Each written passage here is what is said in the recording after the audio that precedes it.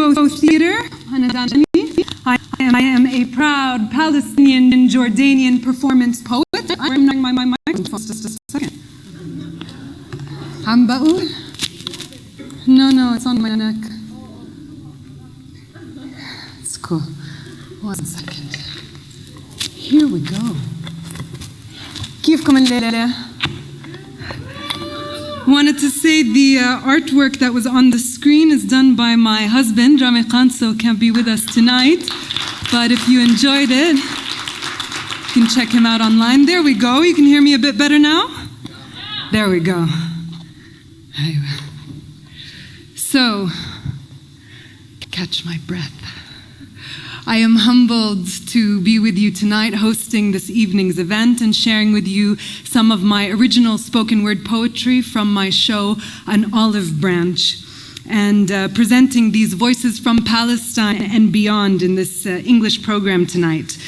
So the point of this evening's performance is to gather in solidarity in a collective community space, to grieve, to laugh, to connect, to reflect, and to share a bit of light in these dark times, to celebrate what Palestine means to each and every one of us, and to honor the struggles both of our ancestors and of our brothers and sisters in Palestine today.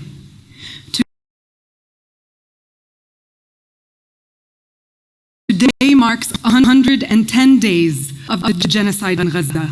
We have lost over 30,000 people. Every day, 1,000 more are killed by Israel and their warmongering sponsors. To watch this happen in real time has been one of the most difficult things we have experienced as individuals and as a collective. And I know that this act of witnessing pales in comparison to the horrors that Ahl Gaza are facing each and every day. مش بس بفلسطين وبلبنان كمان وبغزة وبيمن. So today we gather not to distract ourselves from what's happening, but to draw strength from each other and move our emotions from grief into hope and into collective power. جاهزين? Good. So I have a handful of very special guests that I cannot wait to introduce you to, but I would like to start us off first with a spoken word poem to prime our listening. Okay, عشان نفوت على الجو.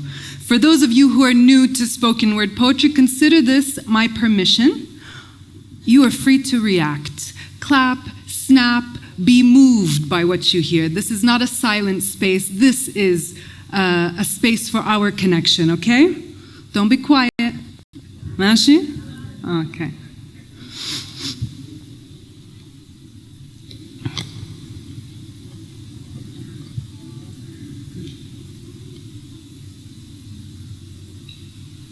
They say you're not ready to listen until you're willing to lose it all, to change. And when music hits you, you feel no shame and let go of blame. Because we listen to be moved, to be made to feel an emotion captured and spun, and then come undone. Listen, and we will access higher realms of self, because our natural instinct is to relate, to understand, to nod our heads and clap our hands when one articulates a stance on reality with panache, yet casually with a splash of novelty as words clash musically. And when the music hits you, you feel no pain.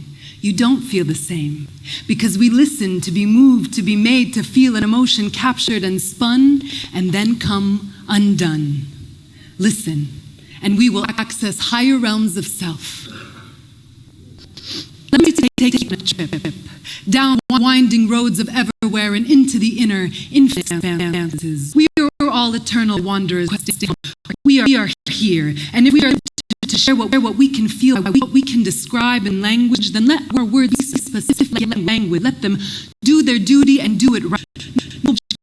Carry meaning, cross these borders into the hearts of men fiending for an end. Listen. The MC speaks, commanding and lyrical, her commentary satirical, sharp and on point, emotionalizing verse through her gesture and voice, the mic a weapon, intellect ammunition, fighting ignorance in rhythm, leading the masses through a different sermon, street ritual, subliminal,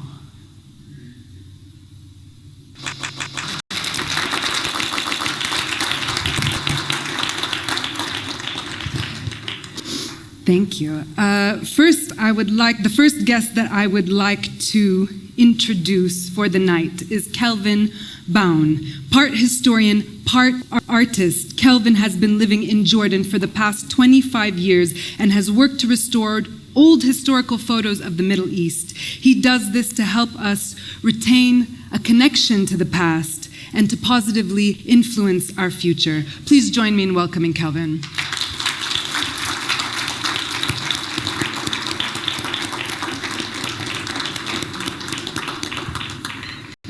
وينك يا كالفن؟ Hey! Good. Can you hear me?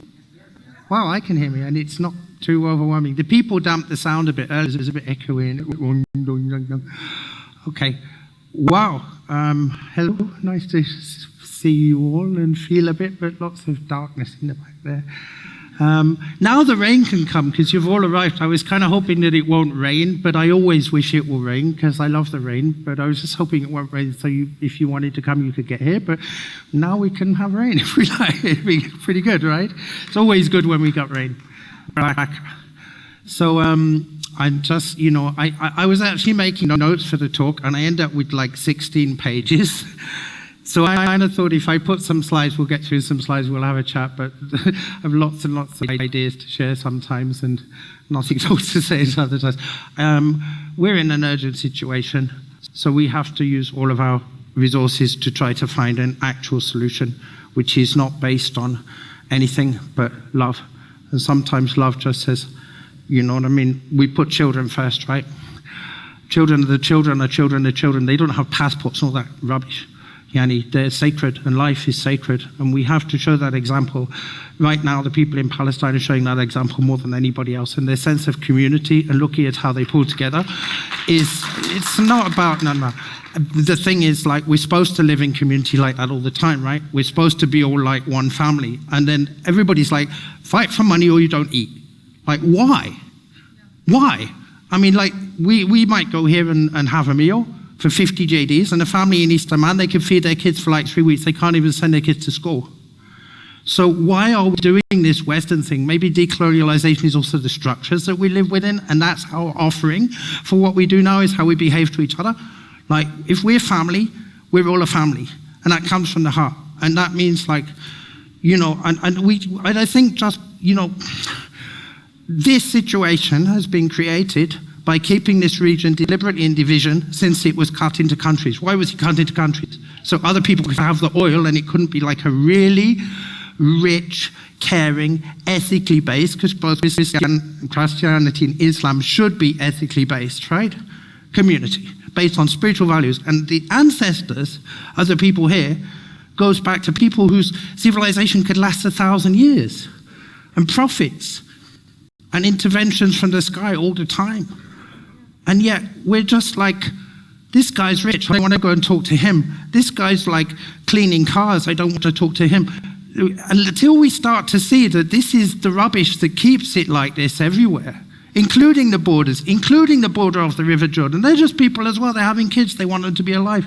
But what do we see is the extremes, because the extremes maintains division. And the unity of us. As a species, there are no Israelis, there are no Jews, there are no Arabs. They're sacred souls. And from that perspective, you have to be a little bit more thoughtful, use the mind properly, a little bit braver to see what are the actual solutions that things can be okay for everyone. And if there's someone who doesn't want this to be okay for everyone, they're irrelevant. They're like little people. You see what I'm saying? If we want things, we have to keep the vision. And I found since I'm here, like, the most haram thing is to imagine that everybody is okay. Because you always make an enemy somewhere. No, they should this. There's no they. There's only us. There's only us. So the word on the street is people all over the world now stop the killing, stop the genocide. That's the urgent thing. Beyond that, don't fall asleep past that and let the next thing on the news cycle kind of like wash it away, which they will always do. Keep the vision, keep the heart. And I was thinking like, okay, don't share all these babies and stuff on social media. And then I said, no, why? Because if we feel our heart, if we feel what is actually going on, if we actually feel what is happening inside that heart, the only thing is left is truth. when we look at the world around us with truth, we can see this is working, this isn't working. We're not blaming it, but we can heal it when we can see, seeing it's not working, part of us knows how it could work. So anyway, get to the slides and the pictures.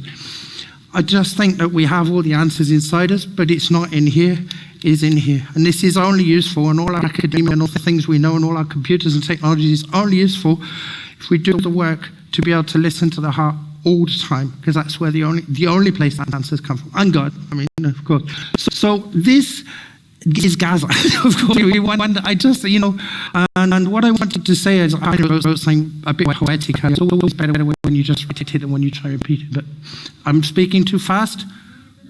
Excuse me, I don't want to. And if you get sick of me talking, I'll just play the flute, because I'm not really very good at this. So I could do it through my nose, and then you all like, yeah, that was entertaining. Let's see.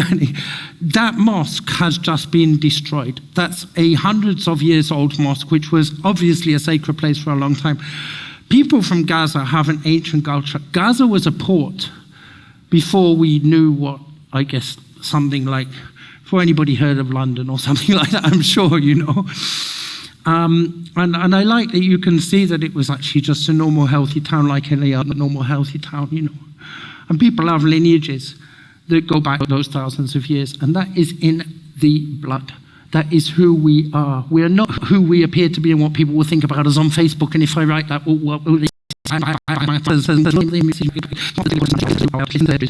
to our elders, listen, will become written down, the writing down of them.